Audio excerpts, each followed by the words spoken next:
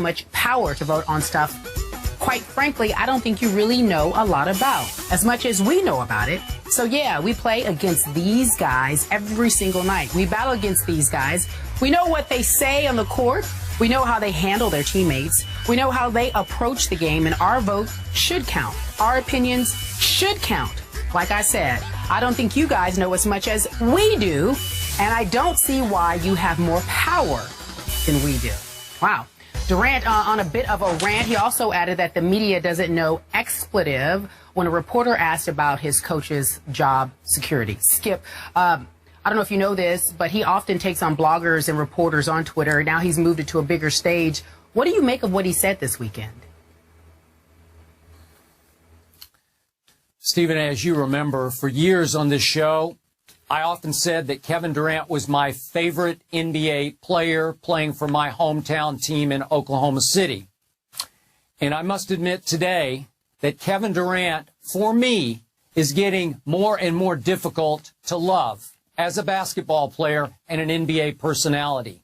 So, Stephen A., here we go again with the split personality that is Kevin Durant, the identity crisis that is Kevin, the contradiction that is Kevin Durant. It just seems like year after year, Kevin struggles to find who he is or who he isn't, or what he should be or what he shouldn't be. We have nice Kevin, then not nice Kevin. We have kind Kevin, then not kind Kevin. Friday, he attacked the credibility, if I'm going to get this straight in my head, the credibility of the media voters who just last year voted Kevin Durant the MVP of this league.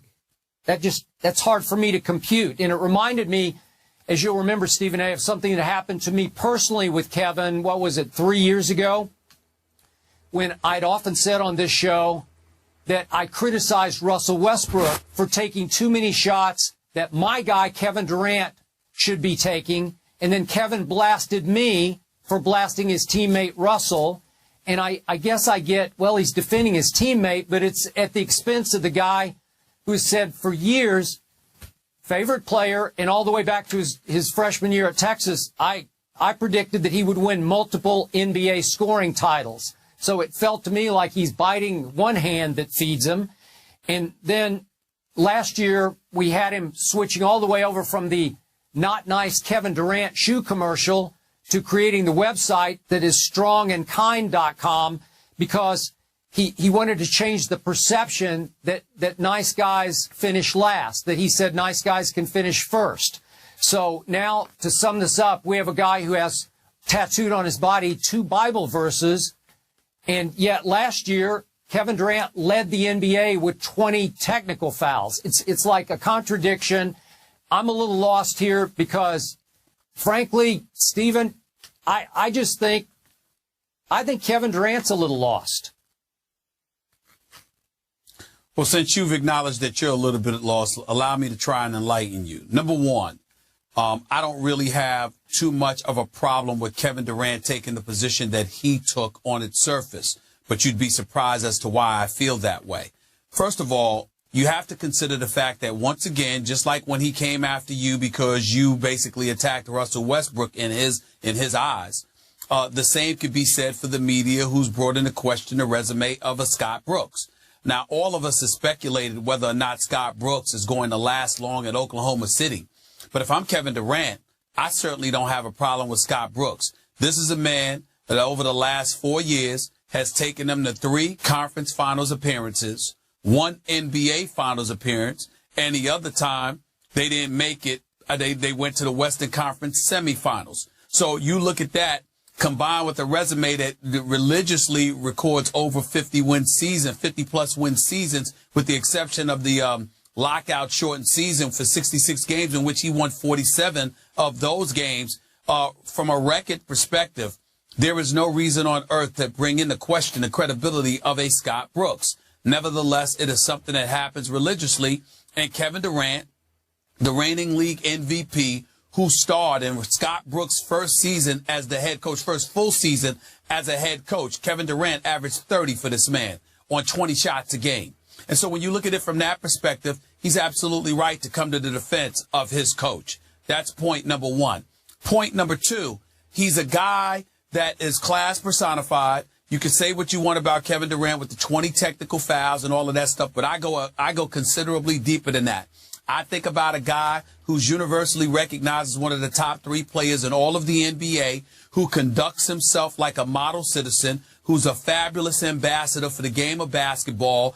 He loves the game of basketball, wants to play all the time, tries to do things the right way.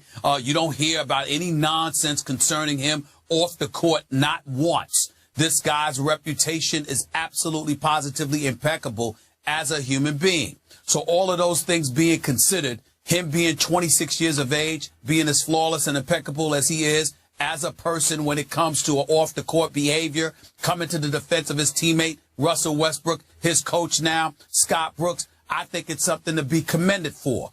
Now, from a macro perspective, I will say this.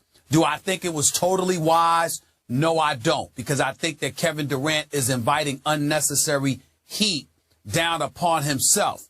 But the number one reason I like it, Skip, despite everything that I just brought down, that I just broke down, the number one reason I like it is because Kevin Durant gave us some insight into how most, if not all of these dudes, in not just in the NBA, but professional sports feels about the media. I like that.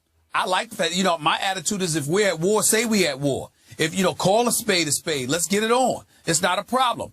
I love the fact that he was honest enough to say what he said, because if he is willing to speak out and say what he said, could you imagine what these other dudes feel, despite smiling in folks' face, despite engaging in PC and just saying the right things? No, Kevin Durant saying, look, this is how I feel, and I guarantee you, most of the guys that's in this league feel exactly the way that I do, because they do feel victimized. They do feel a lot of these things.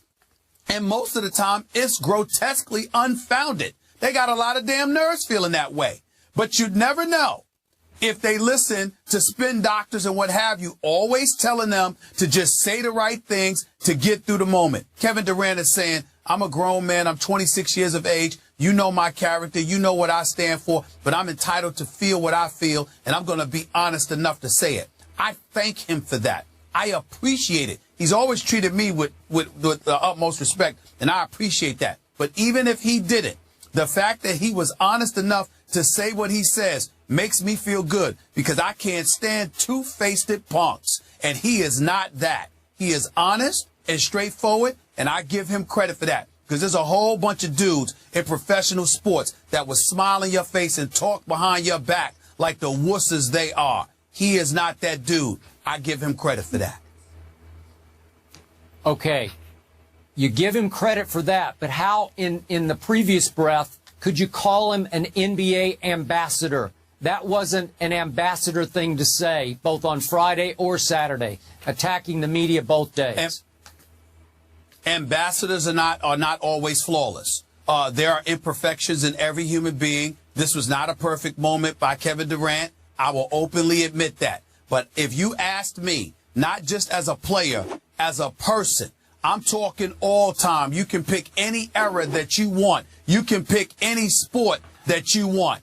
You give me the top 5 overall individuals on the court, off the court. Greatness on the court or field of play. Greatness off the court or field of play. I'm picking Kevin Durant as a top 5. This dude does not get into trouble. He doesn't act silly. He doesn't engage in childishness or whatever. He feels the way he feels. It comes from a genuine place, Skip. He's coming to the defense of his coach. We might not agree with how he handled it this past Saturday, but by and large, his resume is pretty impeccable. I take him any day of the week. He can start for my franchise.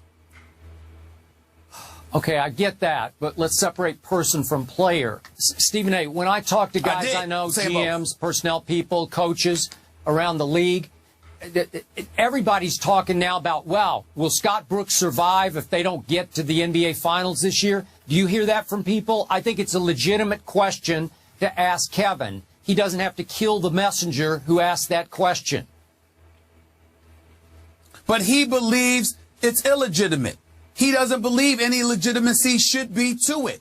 And when a reporter asked him the question, maybe Kevin Durant would have said, them GMs, those executives, those coaches don't know what the hell they're talking about too. If the reporter had specified, look, around the league, this is what they're saying about your coach. I took it more as him coming to the defense of Scott Brooks than him lambasting the media. Again, it wasn't wise for him to do. I think that now he's put himself under a microscope, and if he slips up, he's going to see a different side, because a legitimate argument can be made that nobody has been treated, very few people rather, have been treated better than Kevin Durant by the media. The media has clearly been incredibly kind to Kevin Durant. So him of all people saying that, I get it. But I'm saying, what was the impetus for it? The impetus for it was him coming to the defense of a coach in 5 full seasons as a head coach after going out in the first round in 2009, 2010. They've been to a conference finals, the finals, the semifinals, back to the conference finals. That's okay, 3 conference finals. Okay. All right. Last quick point. You and I have disagreed on this before, but it bothers me a little that even last week, or it was maybe 6-8 days ago, Kevin Durant was caught in a clip that went viral on YouTube screaming an expletive after he hit a shot. I'm a bad you-know-what. And again, you can say, oh, that happens all the time. But trust me, LeBron wouldn't yell that. Tim Duncan wouldn't yell it. Chris Paul wouldn't yell it. Steph Curry wouldn't yell it. And yet you're putting Kevin Durant on a pedestal here that I don't think he quite belongs on. All right, Kevin Durant's thoughts again. My mic is messed up. I'll get back to you. We'll get back to this in just a moment. We'll take a break. But before we go to break, guys, let me show you this. Do you remember back in the day when we had this campaign going on? Get LeBron to dunk. LeBron shares his thoughts on the dunk contest when we return, and perhaps we'll pick it up where we left off. Stephen A., we're trying to get to you and your mic. First take back in just a few moments.